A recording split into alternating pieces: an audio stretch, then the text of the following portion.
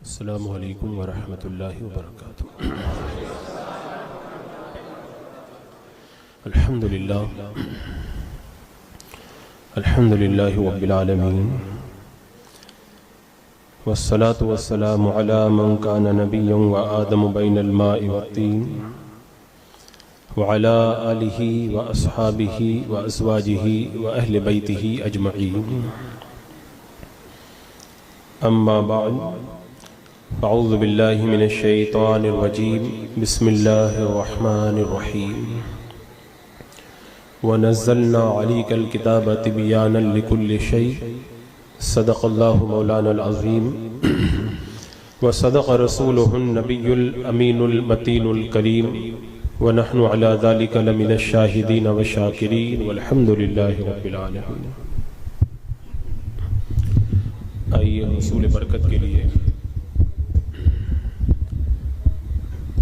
हम सब मिलकर के इंतहाई अक़ीदत व मोहब्बत के साथ आक़ाए नामदार मदीने के ताजदार शहंशाह दी वक़ार नबी मुहतरम रहमत दो आलम नूर मुजस्सम अरवाहुना फ़िदा मुहम्मदुर रसूलुल्लाह सल्लल्लाहु तआला अलैहि वसल्लम की पुरनूर बारगाह में दुरूद व सलाम का हदिया पेश कर लें। अल्लाहुम्मा सल्लि अला सय्यदिना व शफ़ीना व हबीबिना व मौलाना मुहम्मदिन व बारिक वसल्लिम सलातन व सलामन अलैका या रसूल अल्लाह सल्लल्लाहु तआला अलैहि वसल्लम। सब उनसे जलने वालों के गुल हो गए चिराग, अहमद रज़ा की शमा फरोज़ा है आज भी। काफ़ी महफिल के अंदर हरारत थी और दो दो मुंबई की सरजमीन के नातिया मैदान के खुशनुमा चेहरे आप हज़रात के सामने थे और हैं। आप हज़रात उनसे महजूज हो रहे थे और आली जनाब मौलाना रफ़ीक साहब तो भी शुरुआत ही किए थे, अभी तो इनकी बैटरी गर्म भी नहीं हुई थी और उससे पहले ही जो है वो वक्त ने दामन खींच लिया। हज़रात मुकर्रम 100 साल से ज़्यादा का अरसा गुजर गया, ये रंगे रज़ा कम होने के बजाय और भी ज़्यादा गहरा होता चला जा रहा है। और ये सब चीज़ें अपनी मेहनत से नहीं हुआ करती, ये सब अल्लाह तबारक व तआला जिसको चाहता है उसी को अता करता है।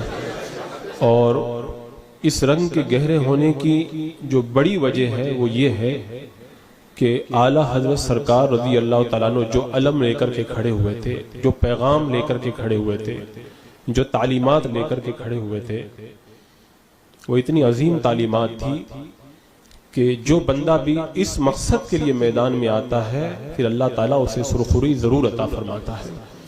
अभी मैं सोच रहा था कि आला हज़रत सरकार के हवाले से किस उन्वान पे गुफ्तगू करूं, आते वक्त भी और अभी भी, लेकिन चूंकि कोई उन्वान मेरे जहन में मुंतखब नहीं था तो सारे मज़ामीन एकदम फैल गए और हो सकता है कि मेरी आज की गुफ्तगू बेतरतीब हो, लेकिन इंशाअल्लाह एक पैगाम ज़रूर आपके हवाले में छोड़ करके जाऊँगा। मैं अभी जो हालात चल रहे हैं, मैं गौर कर रहा था इस पर।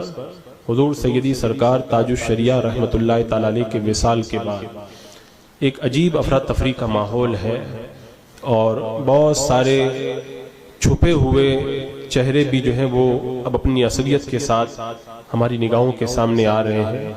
वो आला हज़रत सरकार रज़ी अल्लाह तआला अन्हु के बारे में उलमाए किराम ने ये लिखा है कि आला हज़रत रज़ी अल्लाह तआला अन्हु ने बहुत सारे फितनों का मुकाबला किया, लेकिन बहुत सारे ऐसे भी फितने थे तो जो आला हजरत के कलम के डर से छुपे हुए रहे और उनमें ये हिम्मत न हुई कि आपकी हयात तैयबा के अंदर वो सर उठा सके।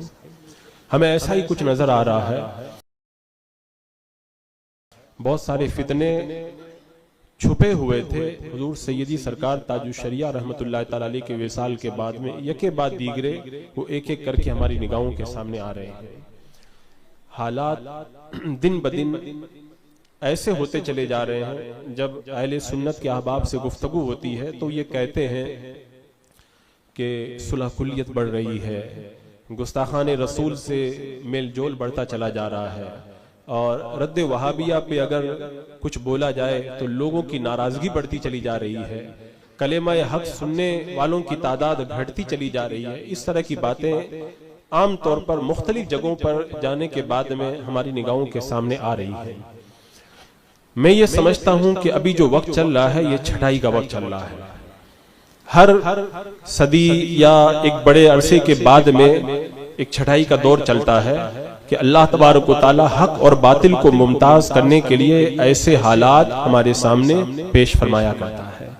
तो ये जो हालात बन रहे हैं, हमने देखा एनआरसी के अंदर कई लोग छट गए, पक्के सुन्नी कहलाने वाले भी गुमराहों की झोली में जाकर के बैठ गए। इसी तरह उसके बाद में लॉकडाउन और उसके बाद के हालात को हमने देखा, बहुत सारे सुन्नियत का लेबल लगाने वाले भी बेनकाब होकर के हमारी निगाहों के सामने आ गए।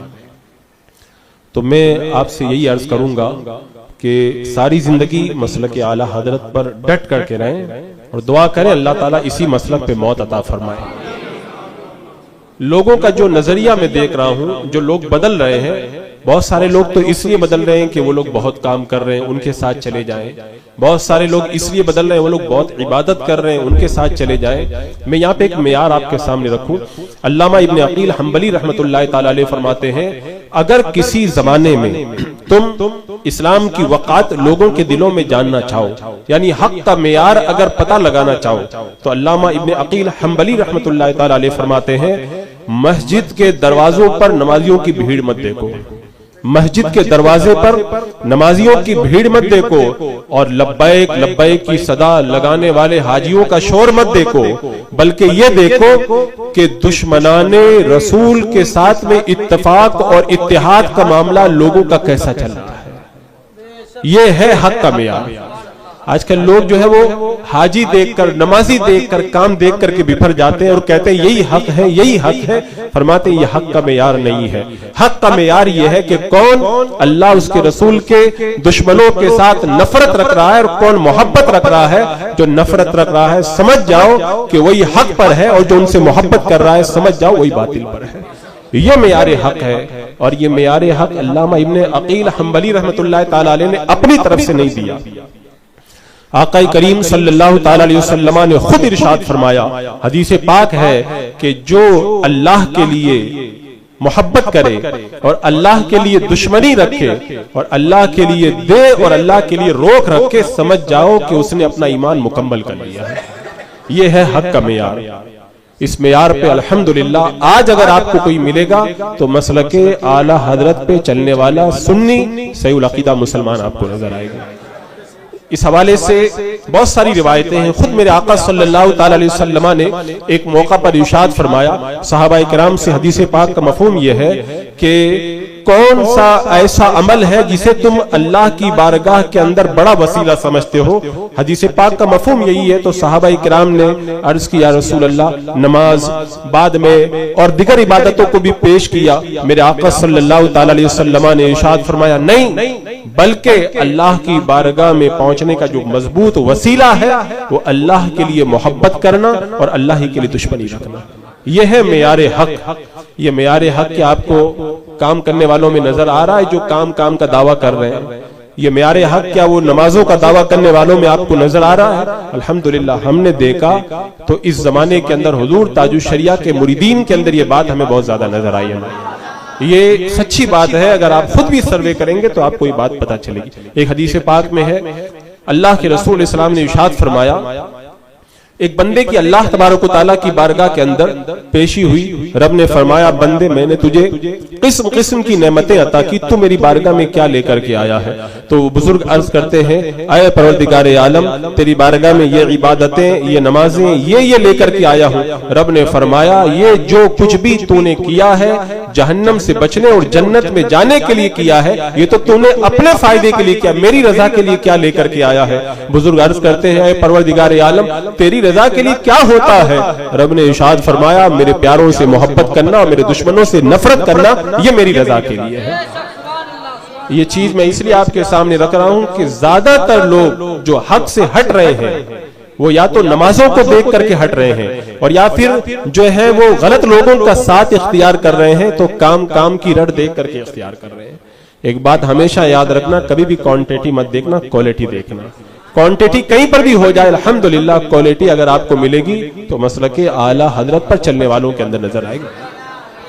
ये चूंकि मेरा उन्वान नहीं है, नहीं तो इस पे तफसील से गुफ्तगू की जाती, लेकिन हाँ ये उन्वान है इस एतबार से कि पैगाम आला हजरत सारी जिंदगी यही रहा है। आला हजरत रदी अल्लाह तआला अन्हु सारी जिंदगी यही पैगाम देते रहे। आप आला हजरत रदी अल्लाह तआला अन्हु के जमाने का आप सर्वे करें, ये बात भी बड़ी बारीक बात है और बहुत सारे सवालों का जवाब है। ये आज भी बहुत सारे लोग जो हैं वो मुख्तलिफ तरीके हीले बहाने जो हमारे सामने पेश करते हैं, उनसे मैं ये कहना चाहता हूं अगर ये जमाना गुजर जाएगा उसके बाद में क्या होगा वो तो हम नहीं पता लगा सकते, आने वाले लोग देखेंगे, लेकिन इससे पहले जो जमाना गुजरा है उसमें क्या हुआ था वो तो हम अपनी निगाहों से देख रहे हैं। आला हजरत रदी अल्लाह तआला अन्हु के जमाने में क्या काम करने वाले लोग नहीं थे? क्या किताबें लिखने वाले लोग नहीं थे? क्या दरसगाहों में पढ़ाने वाले लोग नहीं थे? क्या आला हजरत रदी अल्लाह तआला अन्हु के जमाने में खानकाहों में बैठ करके चिल्ला करने वाले लोग नहीं थे? क्या आला हजरत रदी अल्लाह तआला अन्हु के जमाने के अंदर दिगर दीनी खिदमात के अंदर मसरूफ लोग नहीं थे? बहुत सारे अच्छे लोग थे और उनकी खिदमात अल्हम्दुलिल्लाह हमारी निगाहों के सामने है भी, लेकिन सबसे ज्यादा रजा रजा का नारा इसलिए लगाया जाता है कि सबसे ज्यादा अगर बद मजहबों के खिलाफ सीना सिफर अगर कोई जात हुई थी तो आला हजरत सरकार की जात हुई थी। और अल्लाह तबारक व तआला ने यही एजाज इसी सदक़े में आपको अता फरमाया कि उन सारे बुजुर्गों के दरमियान आज आला हजरत सरकार का नाम सबसे ज्यादा लिया जाता है। ये एक बड़ी अजीब हवा आजकल चली हुई है और खास तौर से सोशल मीडिया ये एक बहुत बड़ा फितना बनकर के हमारी निगाहों के सामने आ रहा है। और ये इतना बड़ा फितना बनकर के सामने आ रहा है कि वो लोग जो आलिम कहलाते हैं या वो अवाम अहले सुन्नत जो कट्टर सुन्नी कहलाते थे, आज वो लोग भी इस बात पर एतराज करते हैं कि बार बार उनको काफिर और गुमराह कहने की क्या जरूरत है। ये एक आम हवा चली हुई है और मैं कई उलमा के नाम ले सकता हूं जो सख्ती से मना करते हैं कि रद्द न किया जाए। अगर इस पर मैं बात करूं तो एक ही मिसाल से आप हजरात के जो है वो दिमाग के अंदर रोशनी पैदा हो सकती है। आप याद करें, जब मैं शाहजहांपुर गया था, हुजूर मेहमान शाह क़िबला रहमतुल्लाह तआला अलैह की बारगाह में मेरी हाजिरी हुई। जब मैं वहां से पलट रहा था तो मेरे दिल में यह ख्याल आया कि इस बुजुर्ग का बड़ा यहाँ पे चर्चा है, इनकी स्वाने में पढ़ूं। तो रुखसत होते वक्त में मैंने अपने मेजबानों से जिस इदारे में मेरा क़याम था इस बात को मैंने जिक्र किया, तो उन्होंने मुझे वक्त रुखसत उनकी स्वाने मेहमान शाह रहमतुल्लाह तआला अलैह की स्वाने मुझे दी। मैं रास्ते में उसको पढ़ रहा था, पढ़ते पढ़ते एक वाकया मैंने पढ़ा, वहीं पर मैं ठहर गया। उसमें लिखा था कि आला हजरत रदी अल्लाह तआला अन्हु ने जब बद मजहबों के खिलाफ कुफ्र का फतवा दिया और मक्का और मदीना के उलमा ने उसकी तस्दीक फरमाई, आला हजरत रदी अल्लाह तआला अन्हु जब तशरीफ लाए और यहाँ पे उलमा किराम से उसकी तस्दीकात लेना शुरू किया, तो उसी जमाने के अंदर एक बड़े पाए के बुजुर्ग थे, बड़े साहिब करामत अल्लाह के वली थे, हुजूर शाजी मियां रहमतुल्लाह तआला अलैह। वो गालिबन पीलीभीत शरीफ के और आज भी उनका उर्स बड़ी शानो शौकत के साथ में मनाया जाता है। उनके पास जब वो किताब पहुंची कि आप भी इसकी तस्दीक फरमा दें, आपने फरमाया हम फकीर लोग हैं, ये कुफ्र वगैरह के झगड़ों में हम नहीं पड़ते। बस उन्होंने इतना कहा, अल्लाह तबारक व तआला ने उनकी विलायत को सल्ब फरमा लिया। अब जब उनकी विलायत सल्ब हुई और देखा कि मैं बिल्कुल खाली हो गया हूं, अपनी खानका के अंदर चले गए और दरवाजा बंद कर लिया और कहा मुझसे कोई मुलाकात न करे, कोई मुझसे बात न करे। काफी दिनों तक अंदर रोते रहे, अल्लाह जो नेमत मुझसे गुम हो गई है वो नेमत मुझे फिर अता फरमा दे। विलायत अगर किसी को मिली हो और वो विलायत सल्ब हो जाए तो फिर आदमी जो है उसका दिमाग जो है वो काबू में नहीं रहता है। इस बात को गौसे जमाना हजरत शेख अब्दुल अजीज दब्बाग रहमतुल्लाह तआला अलैह शरीफ के अंदर बयान फरमाया है और खुद कई वाकयात भी आपने इस सिलसिले में लिखे हैं। अब वो अंदर रोते रहते, उनका और कोई काम नहीं था। तभी इत्तेफाक से आला हजरत रदी अल्लाह तआला अन्हु का पीलीभीत शरीफ जाना हुआ। आप जब शाजी मियां से मुलाकात के लिए तशरीफ ले गए, जब दरवाजा खटखटाया गया, कहा कि ये दरवाजा खोलते नहीं, मना कर दिया है, मुझसे कोई मुलाकात ना करे। कहा इनसे कहो बरेली से मौलाना अहमद रजा आए हैं। जब नाम सुना तो दरवाजा खोल दिया और अंदर पहुंचे। आला हजरत सरकार ने फरमाया आपने यही तो कहा था ये कुफ्र के झगड़ों में हम नहीं पड़ते। वो रो पड़े और रो करके कहा हुजूर मैं इस बात की तस्दीक करता हूं, जिन्होंने गुस्ताखी की है वो खुद भी काफिर है और जो उनके कुफ्र में शक करे वो भी काफिर है। आला हजरत सरकार ने दुआ फरमाई, अल्लाह तबारक व तआला ने हुजूर शाजी मियां को उनकी विलायत दोबारा अता फरमाई। ये काम और इबादत का झांसा दे करके लोगों को जो बरगलाया जाता है, अगर बंदा इसके अंदर बारीकी से गौर करे तो ये बात समझ में आ जाएगी। अल्लाह तबारक व तआला को ऐसी इबादत पसंद ही नहीं है जो इबादत भी करे और साथ में उसके दुश्मनों से मोहब्बत का बर्ताव भी करे।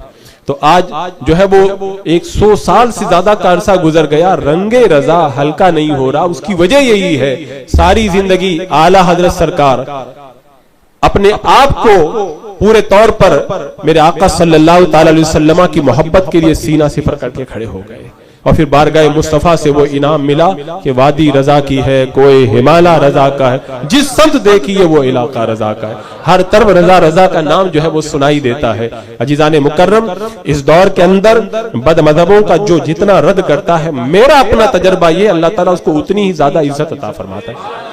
आमतौर पर लोग इससे इसलिए बचते हैं, इसलिए परहेज करते हैं ताकि ये भी मुझको पसंद करे, ये भी मुझे पसंद करे, इधर से भी मुझे नजराना मिले, इधर से भी मुझे प्रोग्राम मिले और इधर से भी मैं लोगों का जो है वो हर दिल अजीज बन करके रहूं। लेकिन होता यह है कि वो हर तरफ जो है वो दूर दूर करते घूमते रह जाते हैं और रद्द वहाबिया पे तकरीर करने वालों को अल्लाह ताला बेपना इज्जतों से माला माल फरमाता है। अभी जो मैंने कुरान मुकद्दस की आयत करीमा तिलावत की, जिसमें रब तबारक व तआला ने इरशाद फरमाया, व नज़्ज़लना अलैकल किताबा तिब्यानन लिकुल्लि शै, हमने आप पर किताब को नाजिल किया, हर चीज का उसमें रोशन बयान है। कुरान मुकद्दस में सब कुछ मौजूद है। कुरान पाक में इसका जगह जगह तस्करा है। वह तफसील कुल्ल शै, अल्लाह तबारक व तआला ने कुरान मुकद्दस के अंदर हर चीज की तफसील को बयान कर दिया है। और भी दिगर आयात के अंदर अल्लाह तबारक व तआला ने बयान फरमाया, वला रतबिन वला याबिसिन इल्ला फी किताबिम मुबीन, रोशन किताब के अंदर हर खुश्को तर का बयान है। हजरत अल्लामा इब्ने जुरजानी गालिबन रहमतुल्लाह तआला अलैहि फरमाते हैं कि कोई ऐसी चीज है ही नहीं कुरान मुकद्दस के अंदर जिस चीज का बयान ना हो। ये कुरान मुकद्दस के अंदर हर चीज का बयान है। ये तस्करा मैंने क्यों छेड़ दिया? वादी रजा की है, कोई हिमालय रजा का है, जिस समत देखिए वो इलाका रजा का है। वो कहते हैं ना कि अग्नों ने भी लिखा है बहुत कुछ इल्म दीन पर, इस सदी में जो कुछ है वो तन्हा। ये आला हजरत सरकार को अल्लाह तबारक व तआला ने इतना इल्म कैसे अता फरमाया? आला हजरत किसी यूनिवर्सिटी में पढ़ने के लिए नहीं गए, आला हजरत रज़ी अल्लाह तआला अन्हु किसी कॉलेज के अंदर पढ़ने नहीं गए, तो इतने बड़े आलिम कैसे आप बन गए? ये एक इस दौर का बड़ा अहम उन्वान है। इस हवाले से इस बात को समझाने के लिए मैं ये अर्ज कर रहा हूँ, कुरान मुकद्दस में हर चीज का बयान है और जो बंदा कुरान का इल्म हासिल कर लेगा वो सारे उलूम को अपने सीने के अंदर समेट लेगा। हजरत अब्दुल्ला इब्न मसूद रहमतुल्लाह तआला अलैह बयान फरमाते हैं कि अगर कोई बंदा इल्म हासिल करना चाहे तो उसको चाहिए कि कुरान मुकद्दस के इल्म को लाजिम कर ले, अगले पिछलों का सारा इल्म उसको हासिल हो जाएगा। और हजरत अब्दुल्ला इब्न अब्बास रज़ी अल्लाह तआला अन्हु इरशाद फरमाते हैं कि अगर मेरे ऊंट की रस्सी भी गुम हो जाए तो उसे मैं कुरान पाक के जरिए तलाश कर लिया करता हूँ। इमाम शाफी रहमतुल्लाह तआला अलैह ने एक मौका पर इरशाद फरमाया कि जो कुछ भी तुम मुझसे सवाल करना चाहते हो सवाल कर लो, मैं हर सवाल का जवाब कुरान मुकद्दस की रोशनी के अंदर तुमको अता फरमाऊंगा। तो कुरान मुकद्दस के अंदर हर चीज का इल्म मौजूद है और जो बंदा कुरान मुकद्दस का इल्म हासिल कर लेता है अल्लाह तबारक व तआला उसे सबसे बड़ा आलिम बना देता है।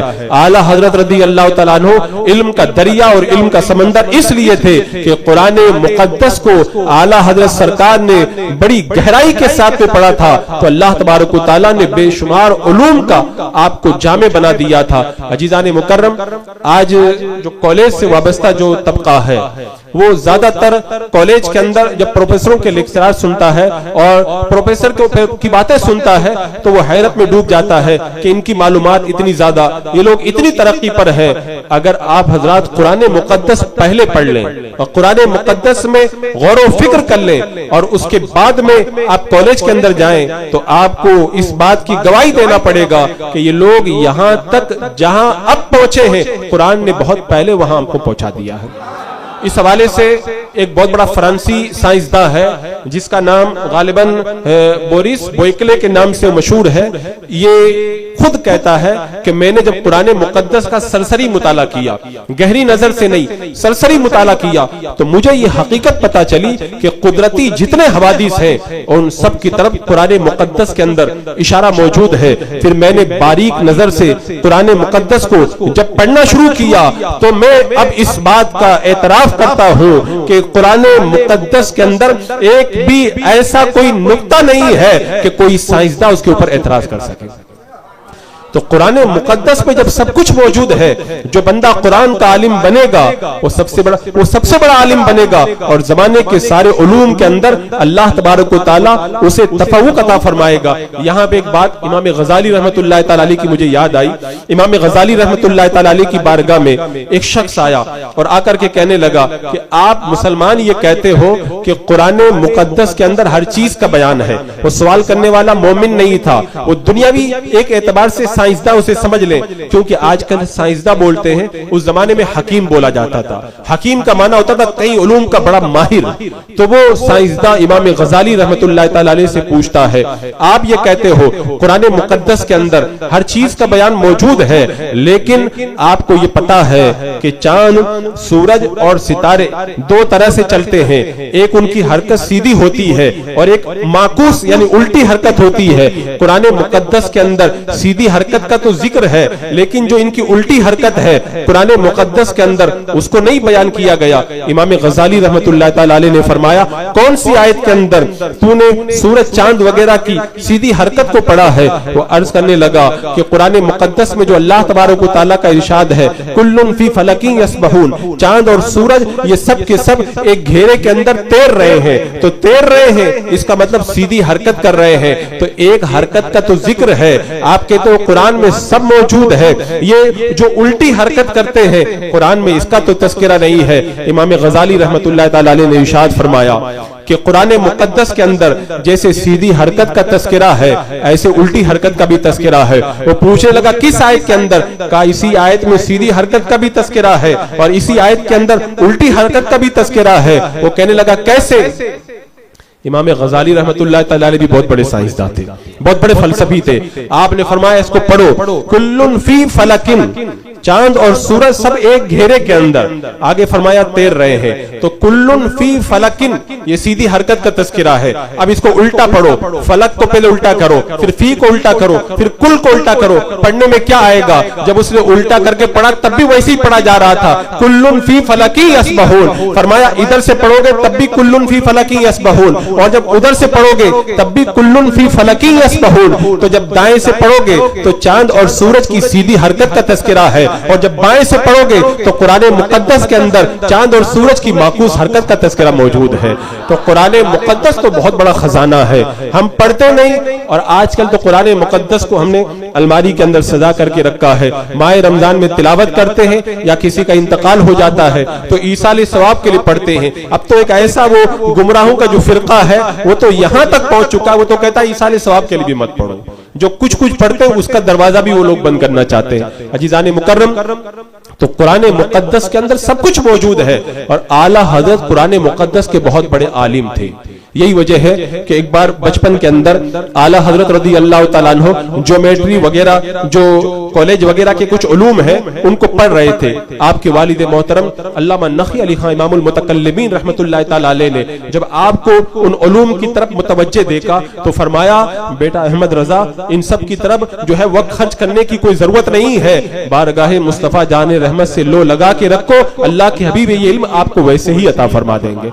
अब जब बारगाहे मुस्तफा जान रहमत सल्लल्लाहु ताला अलैहि वसल्लम में हुजूर सैयदी सरकार आला हजरत ने लो लगाई तो अल्लाह तबारक व तआला ने कैसे वो सारे उलूम अता फरमाए। आज कॉलेज के अंदर जो रियाजी मैथ्स है वो बड़ा जो है वो टफ उन्वान माना जाता है, बड़ा टफ टॉपिक माना जाता है। एक 1911 की बात है, उस वक्त अलीगढ़ यूनिवर्सिटी के जो वाइस चांसलर सर जियाउद्दीन ने एक अखबार निकलता था उस जमाने के अंदर, दबदबे सिकंदरी रामपुर, उसके अंदर एक मैथ्स यानी रियाजी का एक जो है वो सवाल डाला और कहा कोई है हिंदुस्तान के अंदर ऐसा शख्स जो इसको हल करके दिखा दे।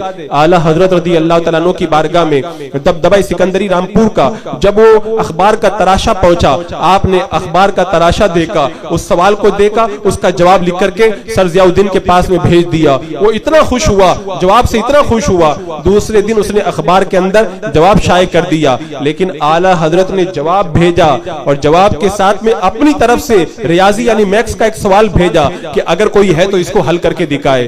तो सर ज़ियाउद्दीन जो अलीगढ़ यूनिवर्सिटी का रियाजी का बहुत बड़ा माहिर उस्ताद था, उसने उस सवाल के जवाब को भी शाये किया और आला हजरत रज़ी अल्लाह तआला अन्हु ने जो अपनी तरफ से मैथ्स का सवाल किया था उसको भी उसने जो है वो दबदबा सिकंदरी के अंदर शाये किया और अपना जवाब भी उसके अंदर लिख दिया। आला हजरत की बारगाह में जब अखबार पहुंचा, आला हजरत ने वापस लिख करके भेजा कि जो सर ज़ियाउद्दीन ने मेरे सवाल का जवाब दिया वो जवाब गलत है और वो जवाब इसलिए गलत है। जब अलीगढ़ के उस प्रोफेसर के पास में आला हजरत का वो जब तरफ पहुंचा, जब वो खत पहुंचा कि उन्होंने मेरे सवाल के जवाब को गलत करार दिया और देखा तो वाकई गलत था, तो वो अपना सर धुलने लगा कि बताओ एक आलिम भी इल्मे रियाजी के अंदर इतना माहिर हो सकता है, ये मैं कभी तसव्वुर भी नहीं कर सकता। उसने कहा था कि अगर आज कोई नोबेल प्राइज का सही मानों के अंदर हकदार है तो बरेली के मौलाना अहमद रजा उसके हकदार हैं। लेकिन मैं कहता हूं आला हजरत सरकार को नोबेल प्राइज की कोई जरूरत नहीं थी, इसलिए कि नोबेल प्राइज आला हजरत की शख्सियत के सामने बहुत छोटा है। अल्लाह तबारक व तआला ने आला हजरत सरकार को उससे कई बड़े इनामात से माला माल फरमाया था। ये तो छोटे छोटे इनामात हैं जो छोटे लोगों को दिए जाते हैं। अभी दुनिया के ये लोग वो इनाम नहीं बना पाए हैं जो मेरे सरकार आला हजरत की हैसियत के मुताबिक उतना बड़ा इनाम हो। अजीज़ान मुकर्रम, ये सारे उलूम आला हजरत ने क्या कॉलेज में जाकर के पढ़े या किसी से जाकर के सीखे? नहीं, वही रब ने फरमा दिया तिबयानन लिकुल्लि शै, कुरान में हर शय का बयान मौजूद है। और आला हजरत इल्म कुरान के बड़े माहिर, और जो कुरान के इल्म का माहिर होगा अल्लाह ताला उसे सारे उलूम का माहिर बना देगा। ये सारे उलूम आला हजरत सरकार की जाते बाबरकत को वहीं से अल्लाह तबारक व तआला ने अता फरमाए थे। और फिर उसके बाद का वो वाकया है कि सर ज़ियाउद्दीन खुद अपने एक रियाजी के मसले को हल कराने के लिए आला हजरत की बारगाह में पहुंचे थे, जिसको आप हजरात ने बारहा सुन भी लिया है। तो मैं अर्ज ये कर रहा था कि आला हजरत की जात इस दौर के अंदर इस हैसियत से पहचानने की उसको इसलिए जरूरत है। मैं थोड़ा सा आपका बारीक ज़हन अपनी तरफ मुतवज्जे करना चाहूंगा। जहन को आप थोड़ा बारीक रख के इस बात को समझने की कोशिश करें कि आखिर इस उन्वान को समझने की जरूरत क्या है। जब हिंदुस्तान की सरजमीन पर 1857 के अंदर मुसलमानों की जो जंग आजादी का जो फतवा निकला और उसके बाद में एक मुहिम चली थी, वो मुहिम नाकाम हो गई। अंग्रेजों ने फिर बाज़ाब्ता तौर पर मदारिस को खत्म करना शुरू किया था और जो है वो मैकाले नाम का एक बहुत बड़ा अंग्रेज था, उसने फिर बाद में जो है एक नया नजरिया तालीम एजुकेशन का नया नजरिया पेश किया था। उसमें उसने एक बात लिखी थी, उसने लिखा था कि ऐसा माहौल बनाओ हिंदुस्तान की सरजमीन पर बसने वाले खून के एतबार से हिंदुस्तानी हो और वो दूसरे एतबार से हिंदुस्तानी हो, लेकिन उनकी फिक्र और उनकी सोच और उनकी जो तहजीब और उनका जो कल्चर है वो अंग्रेज होना चाहिए और अंग्रेजी सांचे के अंदर ढला हुआ होना चाहिए। इस पर बाज़ाब्ता मैकाले की इस वसीयत के ऊपर अंग्रेजों ने काम किया था और बहुत लंबा चौड़ा उसके लिए उन्होंने एक टारगेट रखा था। उसके नतीजे के अंदर उन्होंने कई लोगों को खरीदा था। ये सर सैयद वगैरह ये सब लोग उसी जमाने के खरीदे हुए बिके हुए लोग हैं। उन्होंने क्या तालीमात पेश की थी, यानी कोई भी चीज तुम्हारे सामने आए तो अपनी अक्ल के एतबार से देखो, अपने दिमाग के एतबार से देखो। यानी उनका मकसद था शरीयत को पीछे करना और आदमी हर चीज को अपने दिमाग के एतबार से समझे। और फिर एक जो है वो लहर चली, उस लहर के अंदर कई लोग बह गए। अगर आप लोग समझना चाहते हैं तो इससे अंदाजा लगा सकते हैं। आज वो तबका जो कॉलेज के अंदर पढ़ता है, डॉक्टर बन गया, साइंसदान बन गया या आला तालीम याफ्ता हो गया, वो सब कुछ तो बन गया, अगर दीनी तालीम नहीं है तो वो ज़हनी एतबार से मुल्हिद और बेदीन होते हुए नजर आते हैं। ये उसी जमाने की फिक्र है।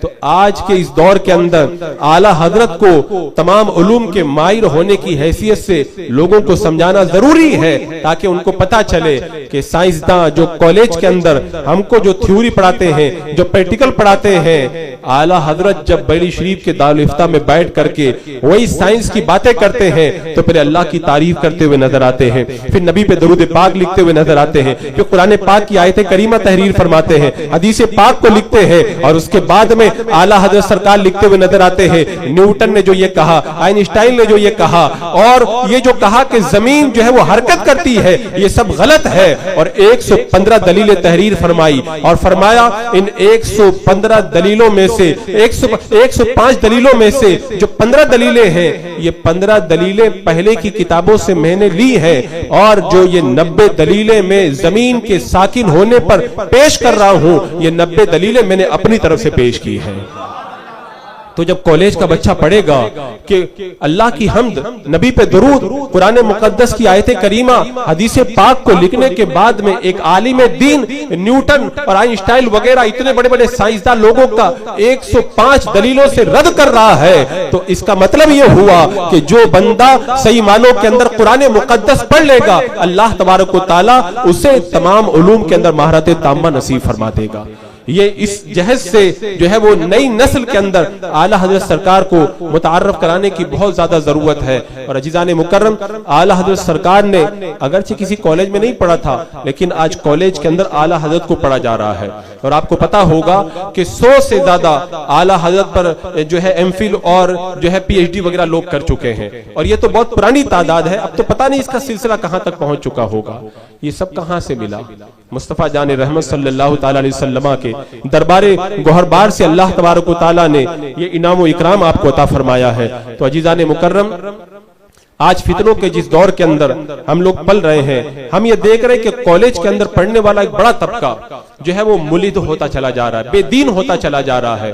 तो आज हमें उन लोगों को ये समझाने की जरूरत है कि अगर हम कुरान मुकद्दस को पढ़े तो अल्लाह तबारक व तआला इन तमाम उलूम के अंदर हमें महारत ताम्मा नसीब फरमाएगा। और अजीजान मुकर्रम, आला हजरत को ये जो फैजान मिला था, इश्क रसूल का फैजान था, ये इश्क रसूल का फैजान था। और इश्क के मामले के अंदर आला हजरत का मकाम बड़ा बुलंद था, बड़ा बुलंद मकाम था। और इश्क की कुछ निशानियां हुआ करती है, कुछ पहचान हुआ करती है, वो सारी पहचान और निशानियां आला हजरत की जात के अंदर मौजूद थी। अगर मैं एक एक पहचान को बयान करूं तो बात लंबी हो जाएगी। इश्क की सबसे बड़ी जो पहचान है वो बेचैनी और बेकरारी है। बंदा जब किसी की मोहब्बत में होता है तो फिर उसकी मोहब्बत में बेचैन और बेकरार रहता है। आला हजरत रज़ी अल्लाह तआला अन्हु की सारी हयात तय्यबा को आप पढ़ जाएं, हर वक्त आला हजरत सरकार इश्क रसूल अकरम सल्लल्लाहु ताला अलैहि वसल्लम के अंदर बेचैन रहते, और उनके ज़हन फिक्र के अंदर हमेशा यही बात रहती कि मेरे आका सल्लल्लाहु ताला अलैहि वसल्लम का खूब तज़किरा किया जाए। आप देखें, बच्चा पैदा होता है, हम अल्लाह के रसूल का मीलाद करते हैं, किसी का विसाल हो जाए, इंतकाल हो जाए, मीलाद करते हैं, कोई और मौका हो, लेकिन आला हजरत ने मौका नहीं बल्कि हर मौके पे अल्लाह के रसूल अलैहि सलाम का तज़किरा किया। ये उसी बेचैनी और बेकरारी की पहचान थी। और आला हजरत रज़ी अल्लाह तआला अन्हु ने मेरे आका अलैहिस्सलातु वस्सलाम से मोहब्बत का हक इस तरह अदा किया, हालात चाहे मुआफिक हो या ना मुआफिक हो, कभी भी आला हजरत सरकार ने कभी भी मेरे आका अलैहिस्सलाम की सुन्नत को तर्क नहीं किया।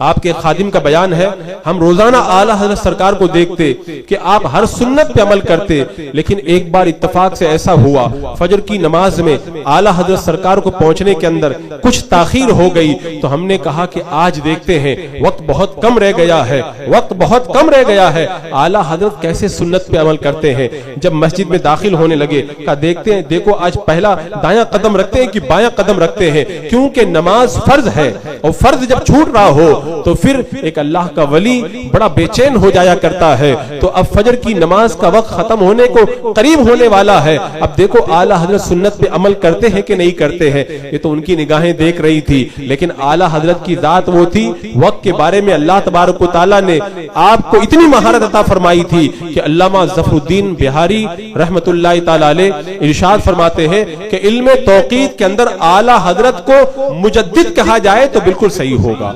इल्म तौक़ीद के इतने बड़े माहिर थे। इसीलिए तो एक मरतबा जब बदायूं में तशरीफ ले गए और फजर की नमाज आपने पढ़ाई और नमाज के अंदर क़िरात इतनी लंबी की, शाह अब्दुल कादिर बदायूनी रहमतुल्लाह तआला अलैह इफ्तिदा के अंदर नमाज अदा कर रहे हैं। अब वो बेचैन हुए, जब सलाम फेरा आला हजरत सरकार ने चेहरे पे बेचैनी के आसार देके तो फरमाया कि क्या बात है, का बड़ी ताखीर हो गई, कहीं ऐसा तो नहीं कि नमाज के दौरान सूरज निकल आया। आला हजरत ने फरमाया आसमान की तरफ देखकर, घड़ी देख करके नहीं, इसलिए कि आला हजरत रज़ी अल्लाह तआला अन्हु चांद और सूरज को देख करके अपनी घड़ी को मिलाया करते थे। अल्लाह ने इल्म तौक़ीद के अंदर इतनी महारत अता फरमाई थी, तो आला हजरत सरकार ने फरमाया आसमान को देख के फरमाया, घड़ी को देख कर नहीं, देख के फरमाया अभी सूरज को निकलने में 3 मिनट 40 सेकंड बाकी है।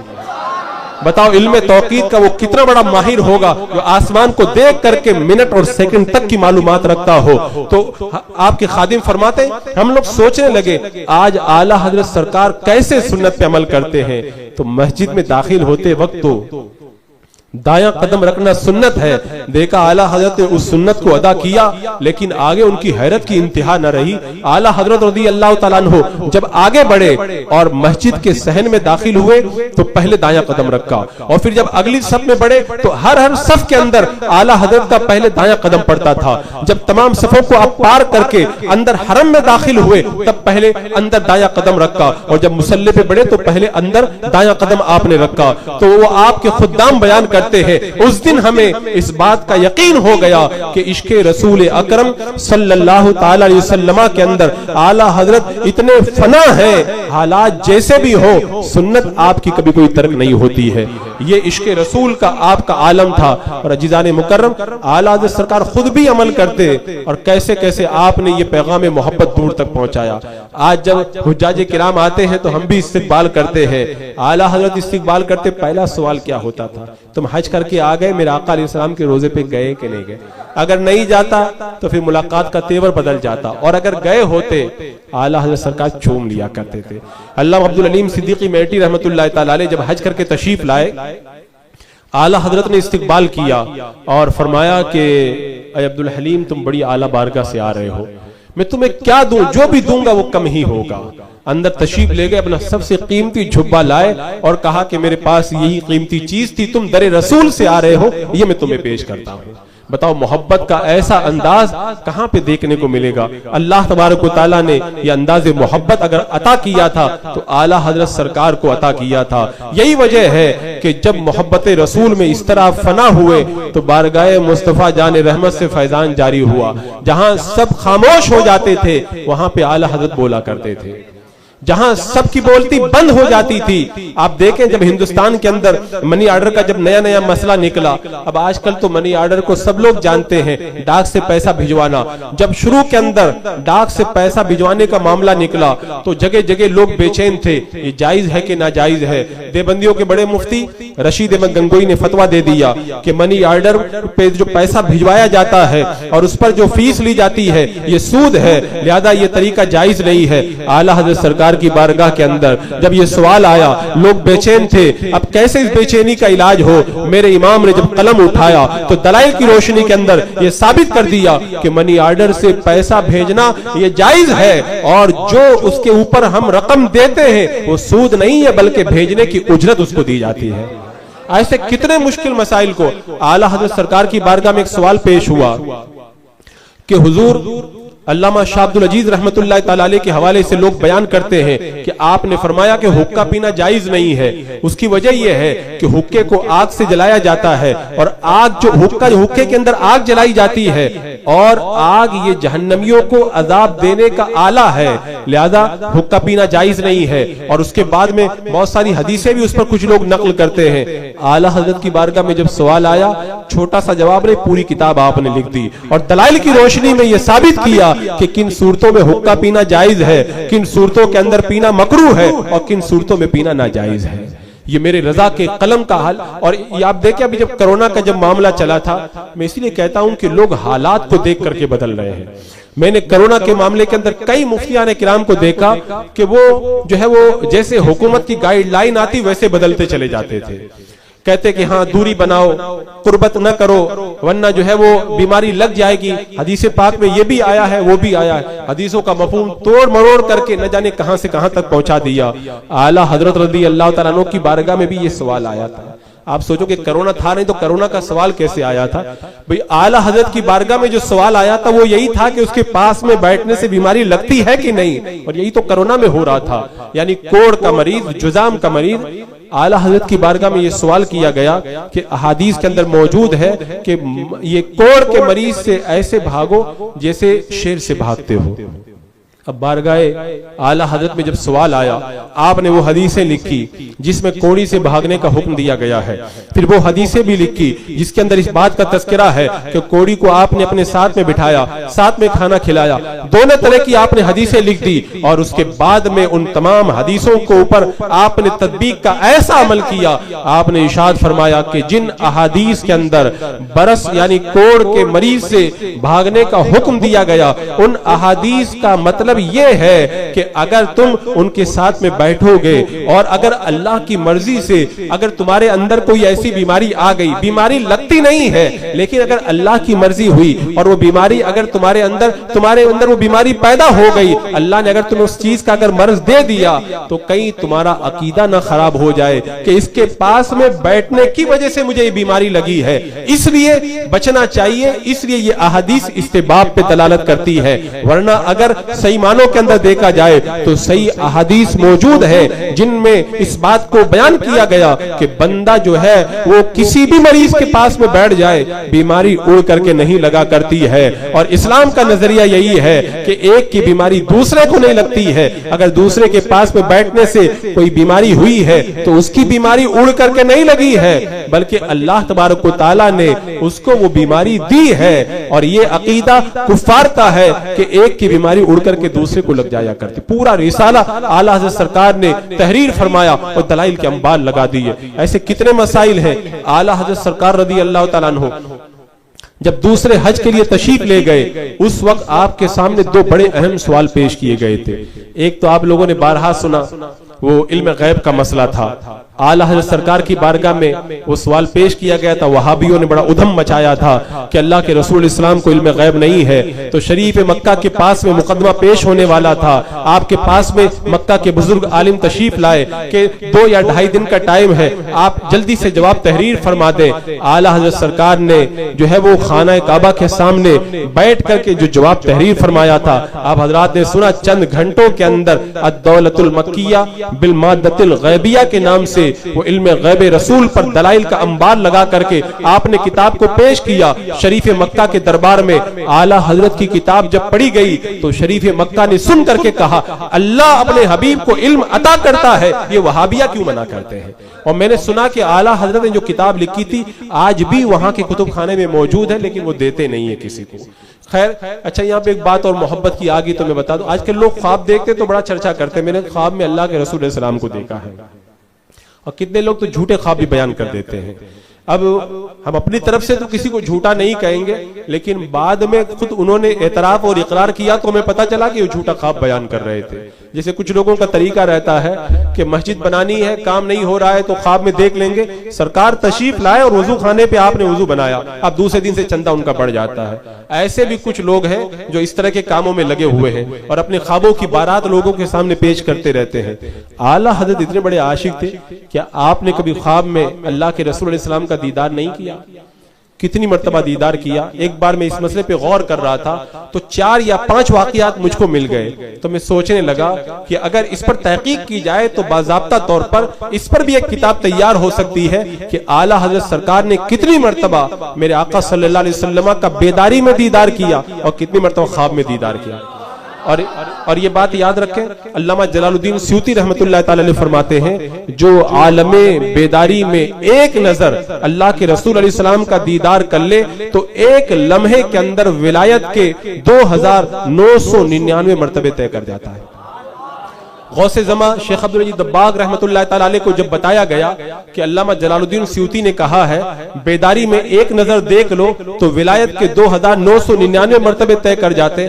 आपने फरमाया, उन्होंने अपने एतबार से बताया है, अगर कोई ज्यादा मजबूत बंदा है और ज्यादा उसका दिल मुनव्वर है, अगर वो एक नजर देख लेगा तो और भी ज्यादा विलायत के मनसब तय कर सकता है। अब आला हजरत सरकार ने कितनी मरतबा ख्वाब में देखा अल्लाह के रसूल अलैहिस्सलाम को, आला हजरत राज की बातों को जाहिर नहीं करते थे, और कितनी मरतबा बेदारी में देखा।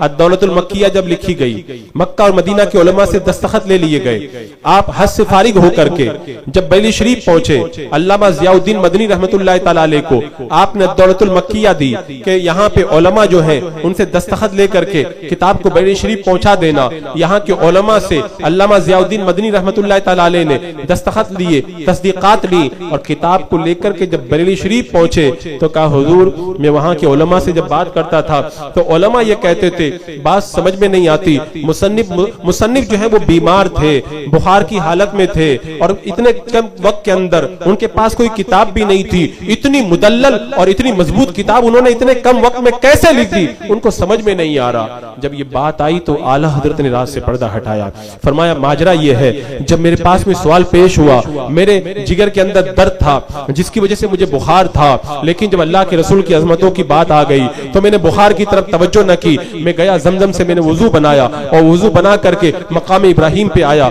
मैंने 2 रकात नमाज अदा की और उसके बाद में बाबे काबा के सामने में बैठ गया और मैंने इल्मे गैब पर जब लिखना शुरू किया, मैंने बाबे काबा की तरफ नजर उठा के देखी तो देखा कि बाबे काबा पे आका करीम सल्लल्लाहु अलैहि वसल्लम जलवा फरोज है, एक तरफ हजरत मौला अली रदी अल्लाह तआला अन्हु है और दूसरी तरफ हुजूर सैयदना सरकार गौसे पाक रदी अल्लाह तआला अन्हु है। ये फरमाते जा रहे थे और मैं लिखता चला जा रहा था। ये देखो फैजान, जब बंदा मेरे आका अलैहिस्सलाम की अजमतों के लिए तन मन धन से कुर्बानी देता है तो आका कहां किसी को बेसहारा छोड़ते हैं। मेरे आका अलैहिस्सलाम खुद बनफ्से नफीस आला हजरत सरकार को उन मुकद्दस दलाइल का इजरा कराने के लिए तशरीफ ले आए और सारी बातें फरमाया आला ने, वो बोलते जा रहे थे, फरमाते जा रहे थे, मैं लिखता चला जा रहा था। तो मैं अर्ज ये कर रहा था कि आला हजरत सरकार जब सब लाजवाब हो जाते थे तो मेरा रजा बोलता था। तो जब उसी हज के मौके की बात है, उस वक्त आला हजरत सरकार की बारगाह में एक सवाल आया कि यहाँ पे ये जो करेंसी नोट है नया नया निकला है, अब तक चांदी और सोने के सिक्के चलते थे, अब उलमा को समझ में नहीं आ रहा ये सिक्का क्या है, माल है, ये नोट माल है कि माल नहीं है, और इसके बारे में शरीयत के अहकाम क्या है, इस पर ज़कात वाजिब होगी कि नहीं होगी, इसके लेन देन के अहकाम क्या है। यहाँ के उलमा कहते हैं इसके बारे में हमें कोई जवाब मालूम नहीं, इल्म उलमा की गर्दनों में अमानत है, हम इसका जवाब नहीं पाते।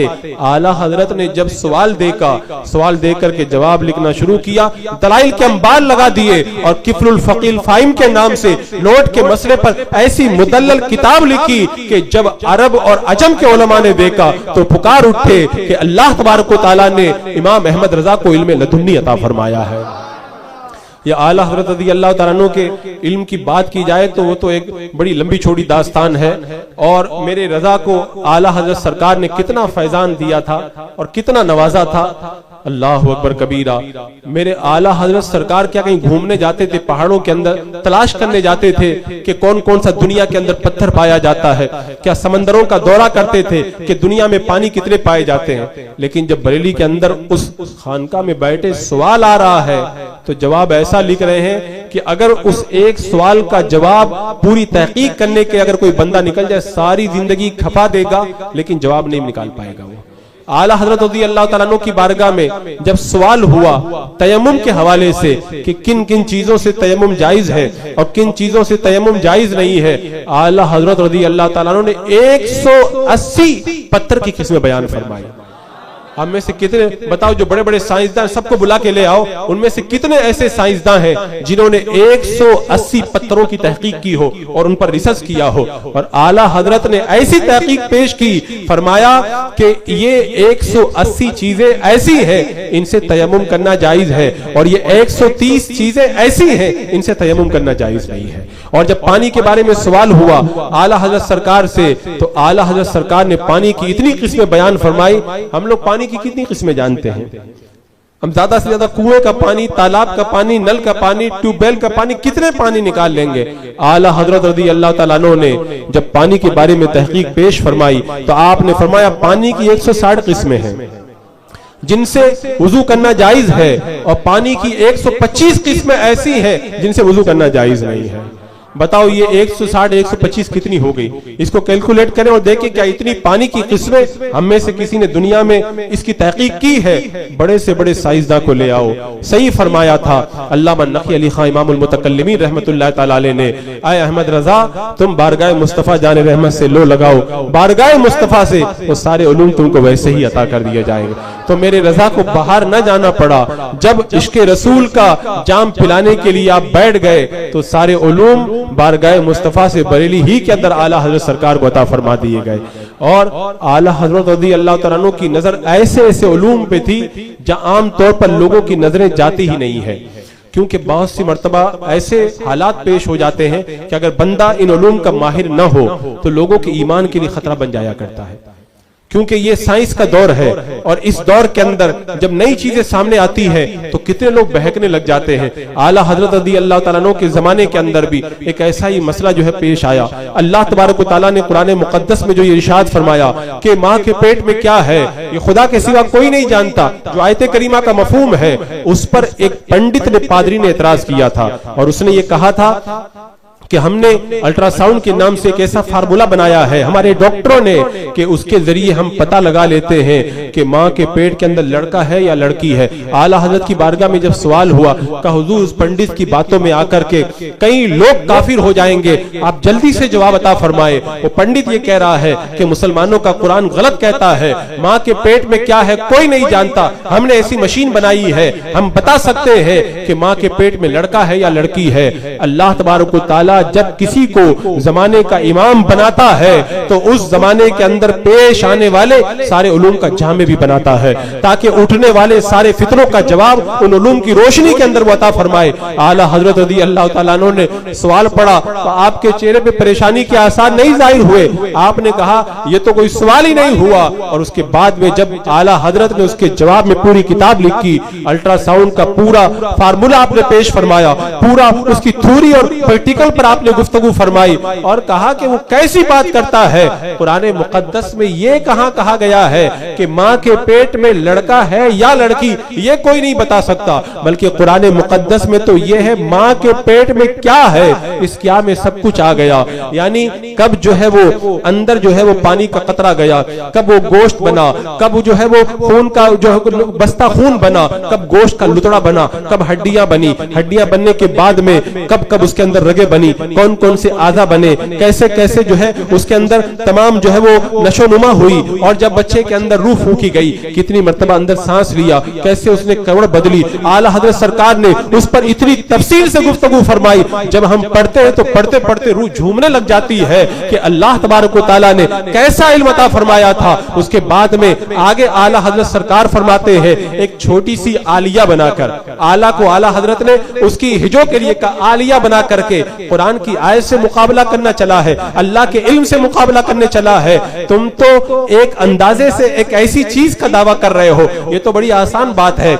अगर आईने को ऐसे रखा जाए, ऐसे उसका अक्स अगर रहम के अंदर डाला जाए तो अंदर जो बच्चा या बच्ची है उसके बारे में ऐसे आराम से मालूम किया जा सकता है। ये कौन सी नई बात है?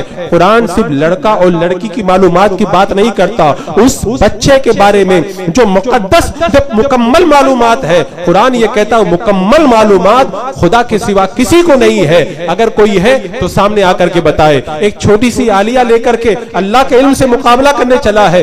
ये तो ऐसे ही हो गया जैसे एक चिड़िया अपनी चोंच के अंदर पानी का कतरा लेकर समंदर के किनारे जाकर के कहे तेरे अंदर भी पानी है, मेरे पास भी पानी है। फरमाते ये भी कोई मिसाल नहीं हुई। अल्लाह का इल्म तो इससे भी जो है वो कहीं ज्यादा गैर मुतनाई है। अल्लाह के इल्म का मुकाबला ये पादरी क्या कर पाएगा? अल्लाह अकबर। तो ऐसे उलूम की तरफ मेरे आला हज़रत सरकार की नजर पहुंचती थी, जहां पे किसी का वहम ख्याल भी नहीं जाता था। इस हवाले से मैंने इससे पहले भी कई मरतबा गुफ्तगू फरमाई। यहाँ पे तो 2-4 मैंने मिसालें रखी, और वक्त का दामन भी चूंकि सिमट गया है और वक्त काफी हो गया, नहीं तो और भी इसकी बहुत सारी मिसालें आला हज़रत के उलूम के अंदर आपको मिलेंगी।